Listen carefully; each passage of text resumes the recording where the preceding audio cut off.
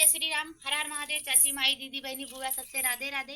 आप लोग के बीच में एक नाच गीत लाइल बानी पैजन के ऊपर। आप लोग अच्छा लगे कमेंट बॉक्स में जरूर बताइए और नए हुए तो हमारे चैनल के लाइक शेयर सब्सक्राइब जरूर करिए। चैनल के नाम है रोली यादव जनप्रिया 63। और आप लोग के बीच में नाच के देव जात बानी। आप लोग अच्छा लगे कमेंट बॉक्स में जरूर बताइए। नए हुए तो चैनल को लाइक शेयर सब्सक्राइब करिए और आप लोग चैनल चलावत हैं हमने कमेंट करिए, हम अपने ग्रुप कर ले। आप लोग ऐसे प्यार दुलार बने ले रही हैं। हंसे वाले इनके हंसी भीतर हुए वाली है।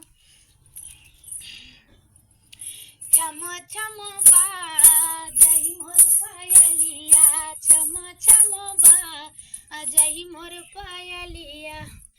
पायल पहिनी हम गैली कुअनवा, पायल पहिनी गैली कुअनवा।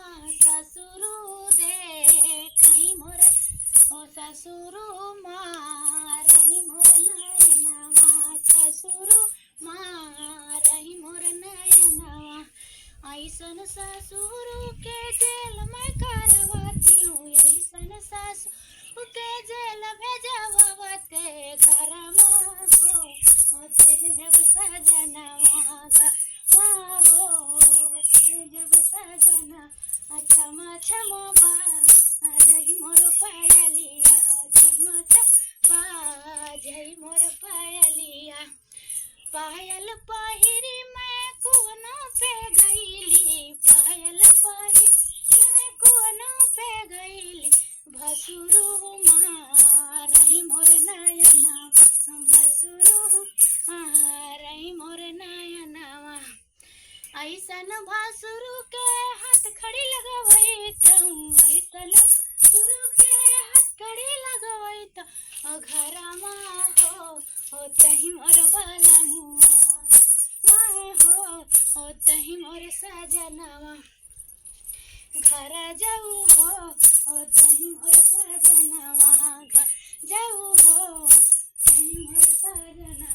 छम छम बाजही मोर पायलिया, छम छम बाजही मोर पायलिया।